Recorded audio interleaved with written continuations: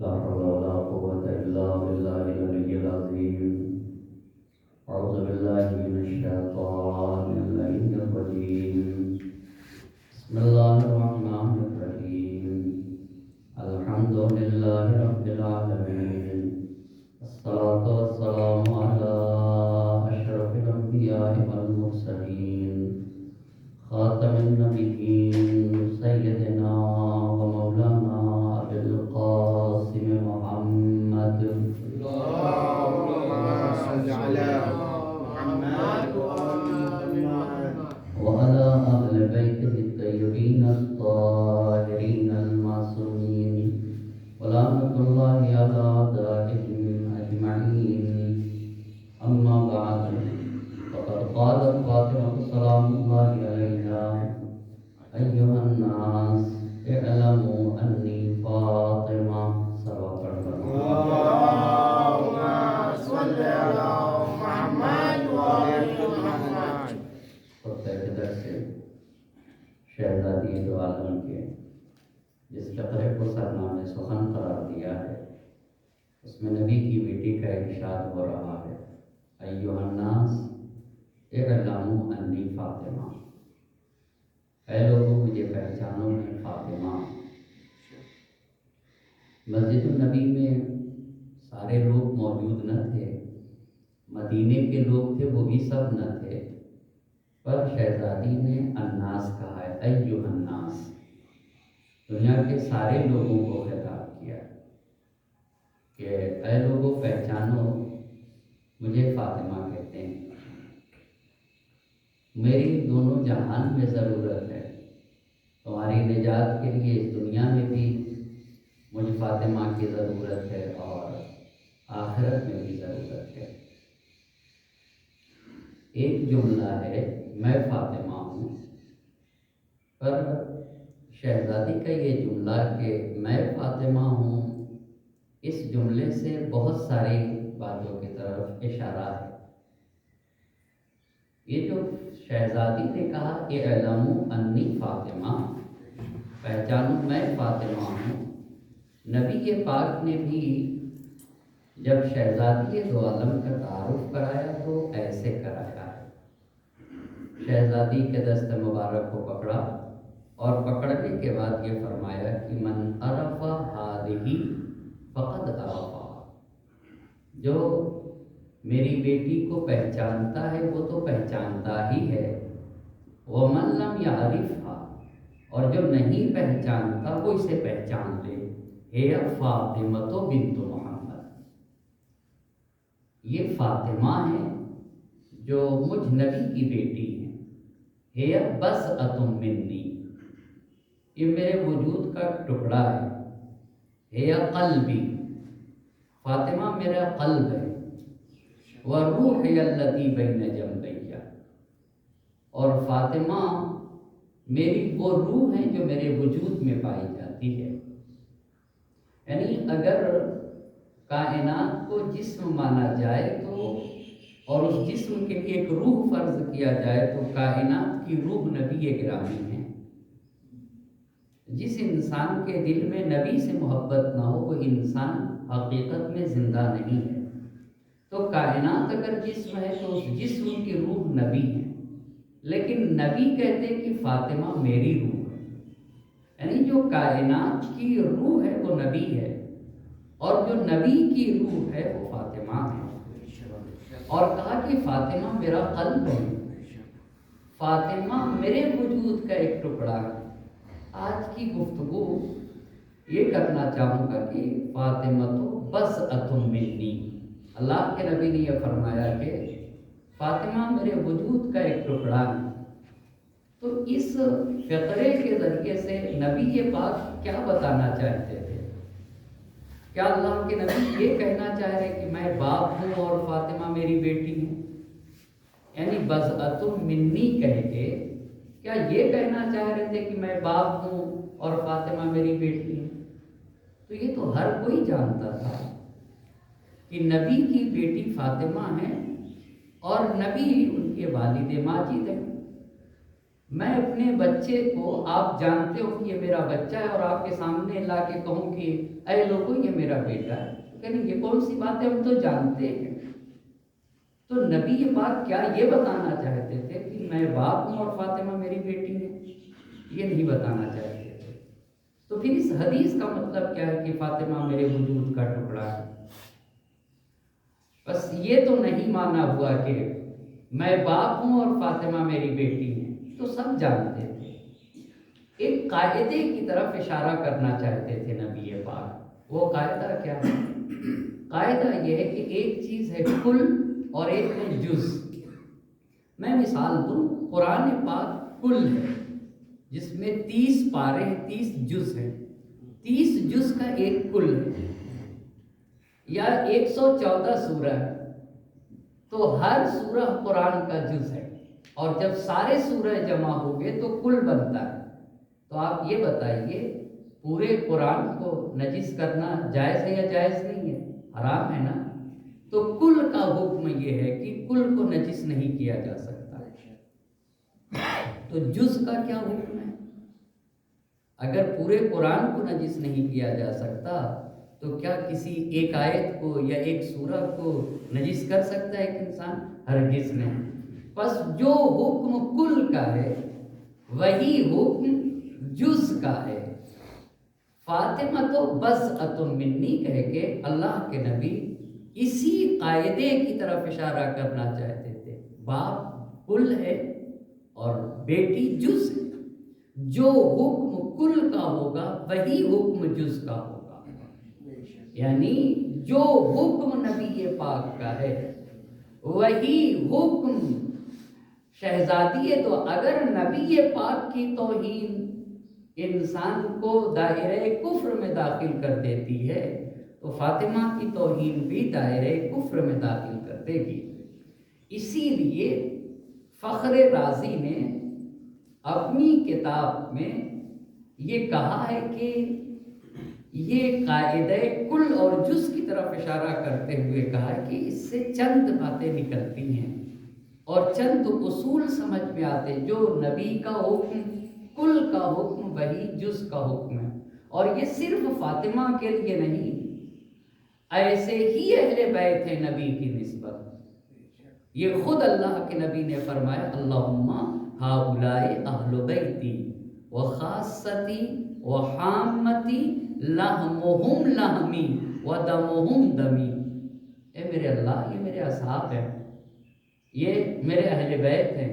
ہؤلاء اہل بیتی وخاصتی، میرے خاص ہیں، وحامتی، میری حمایت کرنے والے ہیں، لحمہم لحمی، ان کا گوشت میرا گوشت ہے، ان کا خون میرا خون ہے۔ یعنی جو حکم میرا ہے وہی میرے اہل بیت کا ہے، وہی میرے اہل بیت کا ہے۔ یعلمنی ما یعلمہم، جو ان کو اذیت پہنچائے گا وہ مجھے اذیت پہنچاتی ہے جو چیز۔ یحزننی ما یحزنہم، جو بھی چیز انہیں غمزدہ کرتے وہ مجھ نبی کو غمزدہ کرتی ہے۔ یہ کس بات کی طرف اشارہ ہے؟ یہ یہی قاعدہ کل اور جز کی طرف ہے۔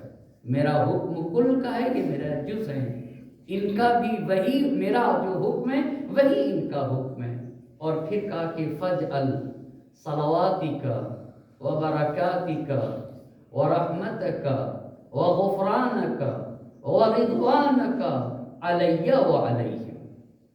اے میرے اللہ، اپنا درود و سلام، برکتوں کو، رحمت کو، اپنے مغفرت کو، اپنی رضا اور رضوان کو نازل فرما علیہ وعلیہم، مجھ پر اور میرے اہل بیت پر۔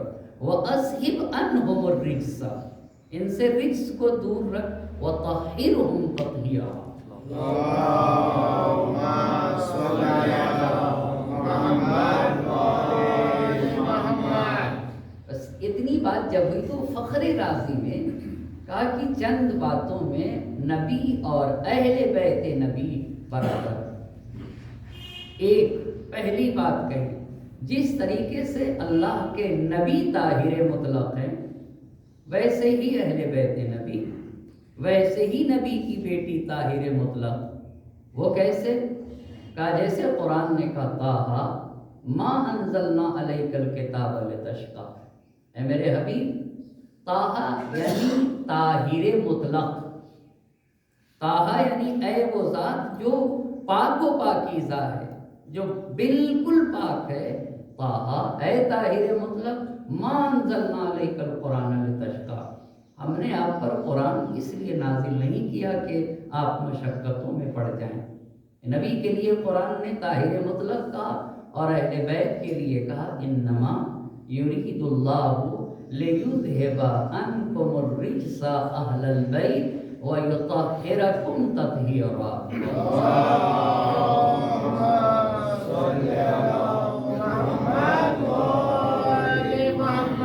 بس پہلی بات یہ ہو گئی کہ دونوں طہارت میں اگر نبی طاہر مطلق تو اہل بیت بھی طاہر مطلق ہیں۔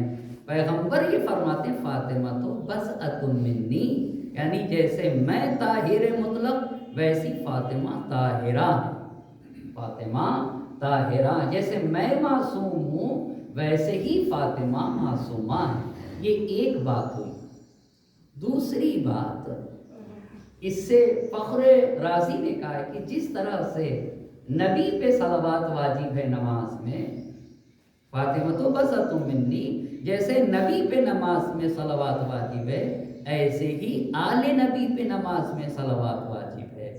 یہ امام شافعی کا قول ہے کفاکم من عظیم القدر انکم من لم یصلی علیکم لا صلاۃ لہ، اے اہل بیت نبی، آپ کی عظمت کے لیے یہی کافی ہے کہ جس نے بھی آپ پر درود و سلام نہ بھیجا نماز میں، اس کی نماز نہیں۔ من لم یصلی علیکم لا صلاۃ لہ، جس نے آپ پر درود و سلام نہ بھیجا نبی کے ساتھ، ایسے انسان کی نماز باطل ہے۔ بس جس طریقے سے مجھ پر نماز میں صلوات واجب ہے ویسے ہی میری آل پر، بس پہلی چیز دونوں طاہر مطلق، دوسری بات جیسے نبی پہ صلوات واجب ویسے آل نبی پہ۔ تو یہ جو ہم نبی پہ صلوات بھیجتے ہیں اس کا اجر و ثواب کیا ہے؟ اب میں نبی کی حدیث پڑھنا چاہوں گا۔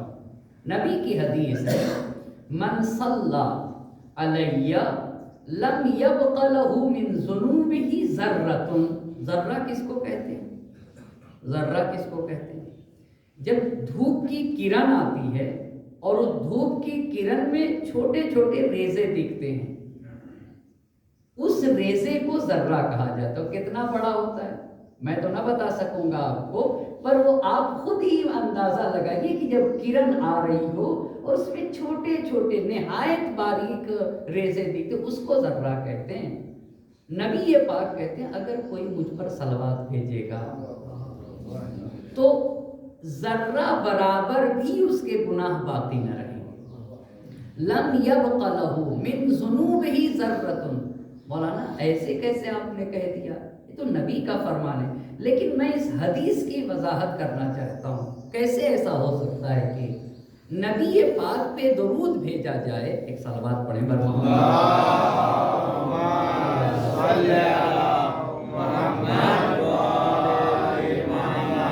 نبی پاک پہ درود بھیجا جائے اور ذرہ برابر بھی گناہ نہ رہے۔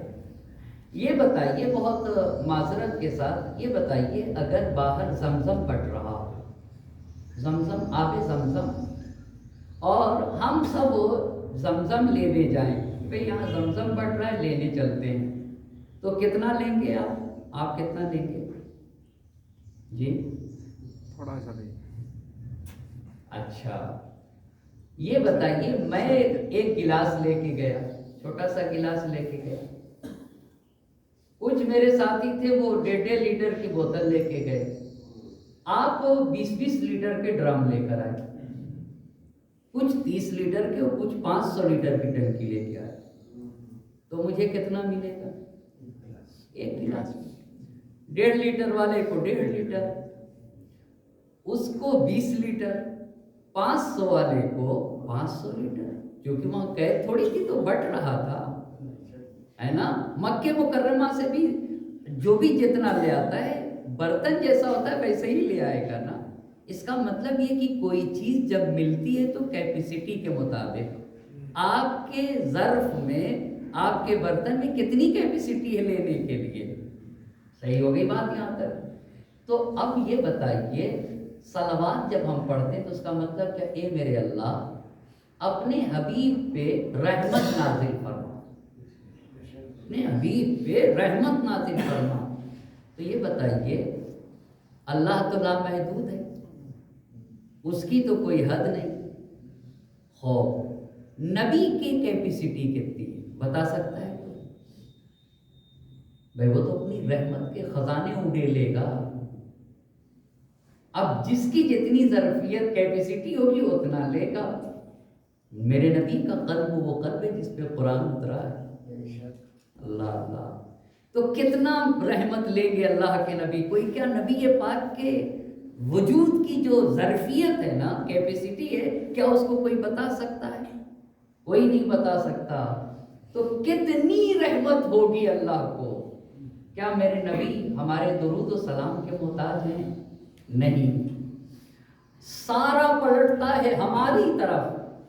تو حدیث یہ کہتی ہے کہ جب آپ نبی پہ صلوات بھیجتے ہو تو خدا رحمتوں کی بارش نازل کرتا ہے نبی پہ، اور نبی ان رحمتوں کو اپنی کیپیسٹی کے مطابق لیتے ہیں.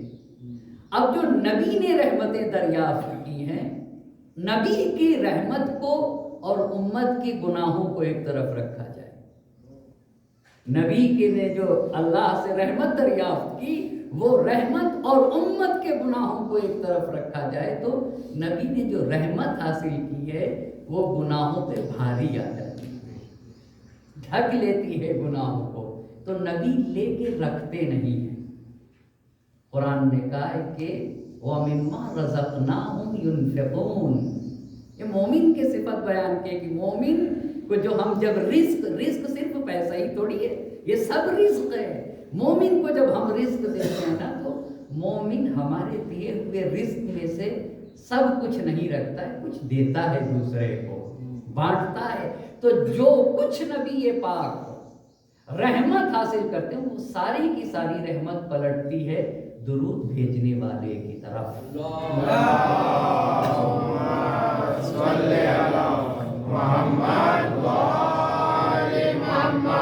یہ دیکھا، اس لیے کہا گیا کہ نبی نے کہا کہ تم مجھ پر درود بھیجو، فائدہ تمہارا ہے. من صلی علیہ، جو مجھ پر درود بھیجے گا، لم یبق لہ من ذنوبہ ذرۃ.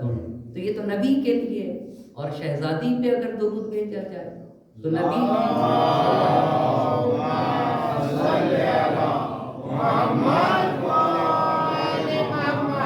شہزادی پہ بھیجا جائے تو نبی نے فرمایا من صلی علیہ، اے میری بیٹی اگر کسی نے تم پہ صلوات بھیجی تم پر، غفر اللہ لہ، تو اللہ اس کی مغفرت فرمائے گا.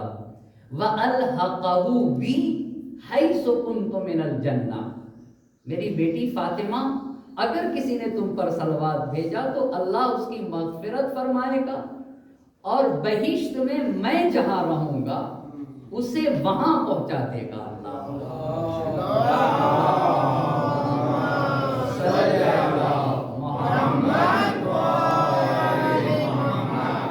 بس دو چیزیں آپ کی خدمت میں عرض کی. پہلی بات، جس طریقے سے اہل نبی جیسے پاک ہیں، طاہر و پاک و پاکیزہ، ایسے ہی ان کے اہل بیت اور فاطمہ. دوسری بات یہ کہی جس طرح سے نبی پہ درود و سلام ہے ویسے ہی ان کے اہل بیت کے اوپر. تیسری بات مامون نے ایک مناظرہ کرایا تھا جس میں سارے علماء بیٹھے تھے اور ہمارے امام تھے، 8ویں امام. وہ اس مناظرے کا جو عنوان تھا وہ عنوان یہ تھا کہ ما الفرق بین العطرۃ والامہ. یہ امام کے زمانے میں سارے علماء کی نبی کی جو اہل بیت ہیں اور نبی کی امت میں کیا فرق ہے. اس مناظرے کا یہ عنوان تھا کہ نبی کے اہل بیت اور نبی کی امت میں کیا فرق ہے. تو وہاں پر علماء نے ہمارے 8ویں امام سے پوچھا کہ قرآن کریم سے کوئی ایسی آیت بتائیے جو بالکل صاف لفظوں میں اہل بیت کی فضیلت کو بیان کرے۔ تو امام نے کہا کہ تم نے سورہ یاسین پڑھا ہے؟ سورہ یاسین پڑھا ہے؟ کہاں پڑھا ہے؟ کہاں پڑھو؟ بسم اللہ الرحمن الرحیم، یاسین والقرآن الحکیم انک لمن المرسلین علی صراط مستقیم۔ تو سارے علماء سے کہا بتاؤ یاسین سے مراد کون ہے؟ یہ جو جہاں سے تم شروع کرتے ہو یاسین، یاسین کس کو کہتے ہیں؟ تو سارے علماء نے کہا کہ یاسین سے مراد اللہ کے نبی ہیں۔ کہا کسی کو شک ہے؟ کہا کسی کو بھی شک نہیں، قرآن میں یاسین سے مراد اللہ کے نبی حضرت محمد مصطفیٰ صلی اللہ علیہ وسلم۔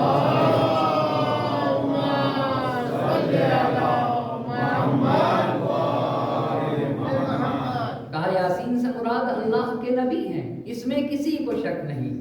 اچھا، جب امام نے یہ کہا کہ یاسین سے مراد اللہ کے نبی ہیں، توجہ کر کے کہا بس پہلی چیز ہوئی دونوں طاہر ہیں، دوسری بات یہ ہوئی کہ نبی پر اور آل نبی پر دونوں پہ صلوات بھیجنا ہے، تیسری چیز کہا جس طریقے سے نبی پہ سلام بھیجا جائے گا ویسے ہی نبی کی آل پر، ویسے ہی نبی کی آل پر، اسی لیے یہ مناظرہ ہوا تھا۔ تو کہا بتاؤ یاسین سے مراد کون؟ سب نے کہا کہ یاسین سے مراد اللہ کے نبی۔ اب یہاں پر امام نے کہا کہ خدا نے قرآن میں نوح پہ سلام بھیجا ہے، سلام علی نوح فی العالمین، مجھ خدا کا درود و سلام نوح کے اوپر جو شیخ الانبیاء ہے۔ پھر کہا حضرت ابراہیم پر بھی سلام بھیجا ہے، سلام علی ابراہیم، ابراہیم پہ سلام ہو۔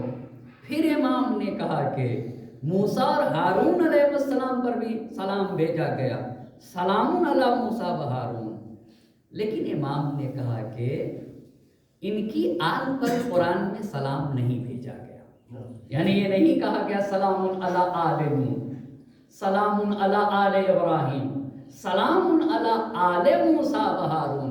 یہ نہیں کہا گیا کہ ابراہیم اور ابراہیم کی آل پہ درود ہو، موسیٰ اور ہارون کی آل پہ درود ہو، نوح اور ان کی آل پہ درود ہو۔ لیکن جب اللہ نے قرآن میں سلام بھیجا ہے نا، تو جس طریقے سے نبی پہ سلام ہے ویسے ہی نبی کی آل پہ، یاسین سے مراد نبی ہیں اور سلام علی آل یاسین، یہ قرآن کی آیت ہے نا، سلام علی آل یاسین، کہا جس طریقے سے نبی پہ سلام بھیجا گیا ویسے ہی نبی کی آل پہ بھی سلام بھیجا گیا۔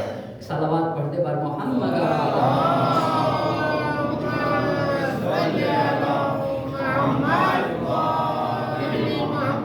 بس پہلی چیز دونوں طاہر مطلق، دوسری بات دونوں پہ صلوات، تیسری بات دونوں پہ سلام ہے، دونوں پہ سلام، چوتھی بات نبی سے محبت واجب ہے، نبی سے محبت واجب ہے۔ آپ کو پتہ ہے قرآن کہتا ہے کہ اگر تم کہتے ہو کہ اللہ سے محبت کرتے ہو تو اس محبت کا ثبوت کیا ہے؟ اس محبت کا ثبوت چاہیے۔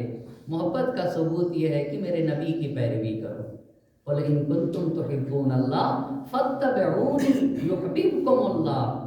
اے لوگو اگر تم یہ کہتے ہو کہ اللہ سے محبت کرتے ہو تو اس محبت کا ثبوت یہ ہے کہ میرے حبیب کی پیروی کرو، میرے حبیب کی پیروی کرو۔ بس نبی کی محبت واجب، جس طرح سے نبی کی محبت واجب ہے ایسے ہی اہل بیت نبی کی محبت واجب ہے۔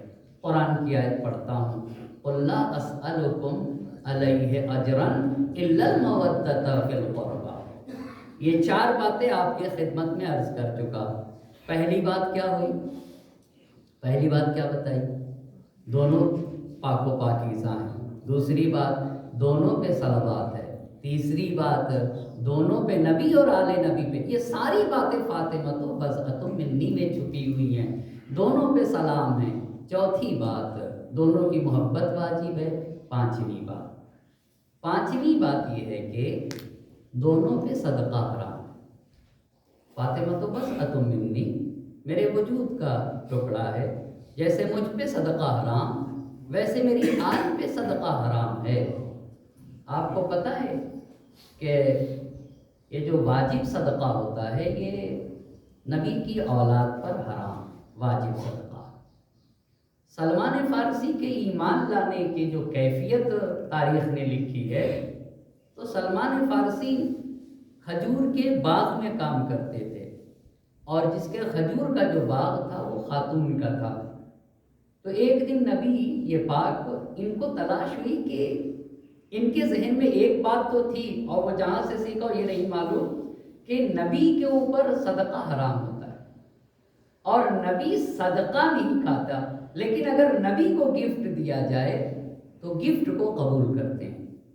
تو ایک دن اللہ کے نبی تھے، علی مرتضیٰ تھے، طالب تھے، حمزہ تھے، زید تھے، مقداد تھے، اور ایک دو اور لوگ تھے۔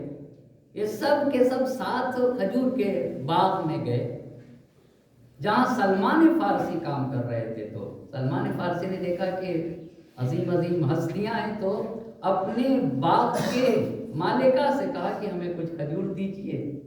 کھجور دیا تو وہ ڈھونڈ رہے تھے کہ نبی کون ہے۔ انہوں نے کہا لے جاتا ہوں اس کھجور کو، اور نبی کے سامنے لوگوں کے سامنے رکھ کے کہوں گا۔ انہیں تو پتہ نہیں تھا کہ یہ کھجور ہے صدقے کا، آپ اسے تناول فرمائیے۔ کہاں صدقہ؟ تو جب لے جا کے سامنے رکھا، اور روایت سے اندازہ تھا خود نبی کے سامنے گئے، کہا یہ صدقہ ہے، یہ صدقہ ہے، اسے تناول فرمائیے۔ تو نبی نے اس کھجور کو جناب زید کی طرف کر دیا، کہا زید تم کھا لو، ہم صدقہ نہیں کھاتے۔ تو سلمان بہت خوش ہوئے، اندر سے بہت خوش ہوئے کہ ایک نشانی تو مل گئی۔ وہ دو نشانیاں ڈھونڈنا چاہ رہے تھے کہ صدقہ نہیں کھائیں گے اور گفٹ ہوگا تو فوراً نبی پاک قبول کر لیں گے۔ ایک تو انہیں مل گئی کہ بھئی صدقہ نہیں کھائے، اس کا مطلب یہ ہے کہ یہ نبی ہیں۔ پھر وہ گئے اپنے باپ کے مالکہ کے پاس، کہا کہ عظیم عظیم ہستیاں ہیں، کچھ اور کھجور دیجیے۔ تو سخی مالکہ کہا جتنا لے جانا ہو لے جاؤ، جتنا لے جانا ہے لے جاؤ۔ اب لے کر آئے، نبی کے سامنے رکھا، کہا اللہ کے نبی یہ تحفہ ہے، یہ گفٹ ہے۔ تو نبی پاک نے فوراً خود بھی لیا، علی تم بھی لو، حمزہ تم بھی لو، کھانے لگے۔ تو اب ان کے خوشی کی انتہا نہ رہی، کہا دونوں نشانیاں مل گئیں، صدقے کو الگ کیا، تحفے کو قبول کر لیا۔ یہی تو نبی کی پہچان تھی، یہی نبی کی پہچان تھی۔ ارد گرد گھومنے لگے سلمان۔ نبی نے پوچھا سلمان کیا ڈھونڈ رہے ہو؟ البتہ سلمان کا اصلی نام لے کے پوچھا تھا، سلمان کا جو اصلی نام تھا وہ لے کے پوچھا کیا ڈھونڈ رہے ہو؟ کیا نبوت کی نشانیاں ڈھونڈتے ہو؟ کہا اللہ کے نبی ہاں۔ تو اپنا لباس ہٹایا، مہر نبوت کی زیارت کرائی، اور سلمان نے شہادتین اپنی زبان کے اوپر جاری کی۔ یہ بضعۃ منی میں ساری باتیں چھپی ہیں۔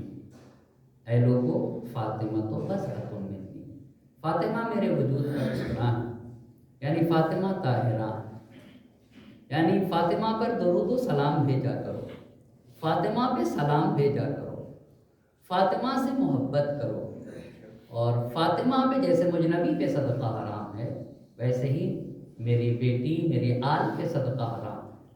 یہی تو کوفے کے بازار میں علی کی بیٹیوں نے کہا تھا کہ جب صدقے کی کھجوریں پھینکی جا رہی تھی تو کہہ رہی تھی اما تستحیون ان الصدقۃ محرمۃ علینا، ہماری طرف صدقے کے کھجور پھینکتے ہو، صدقہ ہم اہل بیت پہ حرام ہے۔ یہ نبی ذاتیوں نے کوفے کے بازار میں کہا تھا صدقہ ہم پہ حرام ہے۔ اللہ اللہ، یہ بھوکے پیاسے تھے، یہ بھوکے پیاسے تھے، پر انہوں نے کہا تھا کیا تمہیں نہیں معلوم ہم نبی کے اہل بیت ہیں، ہمارا گوشت نبی کا گوشت ہے، ہمارا خون نبی کا خون ہے۔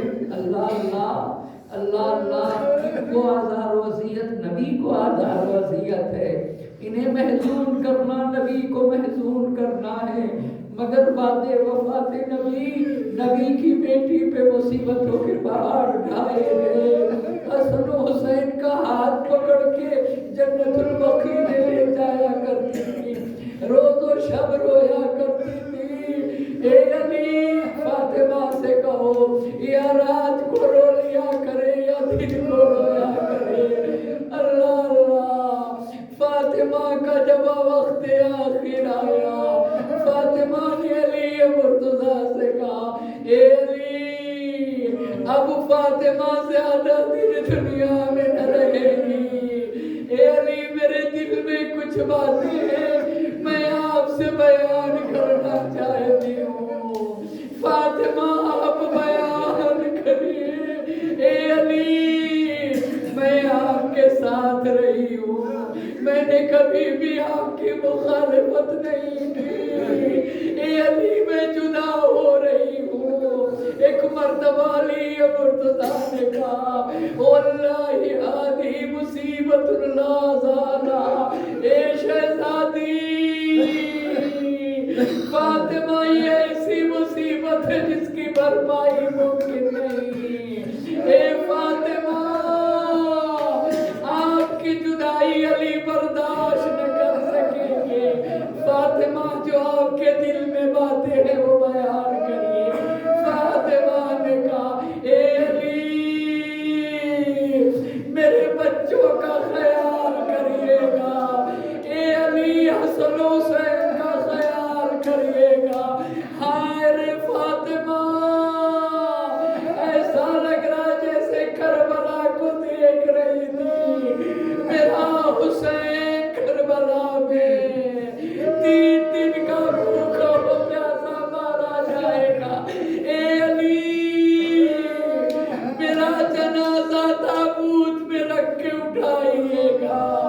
اے علی، غسلنی باللیل، دفننی باللیل، حنثنی باللیل، رات میں مجھے غسل دیجیے گا، رات میں مجھے کفن پہنائیے گا، رات میں مجھے حنوط دیجیے گا۔ اے علی، میری قبر پہ بیٹھیے گا۔ اللہ اللہ، کائنات کے مولا نے اس کو کفن دینا شروع کیا۔ ایک مرتبہ دیوار سے سر لگا کے رونے لگے، ہائے رے نبی کی بیٹی، پہلو شکستہ مگر علی سے بیان نہ کیا، اور سپرد خاک کرنے کے بعد قبر رسول کی طرف رخ کر کے فرمایا اے نبی، مجھے معاف کریے گا، جیسی امانت لی تھی ویسی واپس نہ پلٹا سکا، پہلو شکستہ۔ اے نبی، اب اپنی بیٹی فاطمہ سے پوچھئے گا آپ کی شہادت کے بعد دشمنوں نے میرے فاطمہ کے ساتھ کیا کیا؟ فضا میں ان کو آرام تھا، وا علیہ وا مصیبتا وسيعلم الذين ظلموا أي منقلب ينقلبون إنا لله وإنا إليه راجعون إلهي بحق الزهراء وأبيها وبالها وبنيها والسر المستودع فيها تسمر تبا باسمك يا الله يا الله يا الله يا الله يا الله يا الله يا الله يا الله يا الله يا الله نازک یہ راستہ ہے محمد علیہ محمد کا ہماری اس مختصر سی عبادت کو اپنی بارگاہ میں قبول فرما، ہمارے آنسوؤں کو ماذا زہرا میں جگہ عنایت فرما۔ کچھ لوگوں نے دعا کا تقاضا کیا ہے، بیمار ہیں معبود، تجھے نبی کی بیٹی کی حرمت کا واسطہ تمام بیماران اسلام کو شفا کامل عاجل عنایت فرما۔ ہم میں جو بھی جن مشکلات میں گرفتار ہے، ہماری مشکلات کو برطرف فرما۔ پاک پروردگارا، ہم نے جو مقروض ہے ان کے قرض کو ادا فرما، جو حج و زیارات کے مشتاق ہیں حج و زیارات کے شرف سے مشرف فرما۔ ہم میں سے جن کے والدین کا سایہ ہمارے سروں سے اٹھ چکا ہے، معبود ان کے چھوٹے بڑے گناہوں کی مغفرت فرما، ان کی روحوں کو شاد فرما اور ان کی قبروں کو منور فرما دے۔ ہم میں سے جن کے والدین کا سایہ ہمارے سروں پہ باقی ہے، صحت و سلامتی کے ساتھ عمر مرحمت فرما، وقت کے امام کو ان سے راضی و خوشنود فرما، ان کے ظہور میں تعجیل فرما اور ہمیں ان کے عوام انصار میں شمار فرما۔ ربنا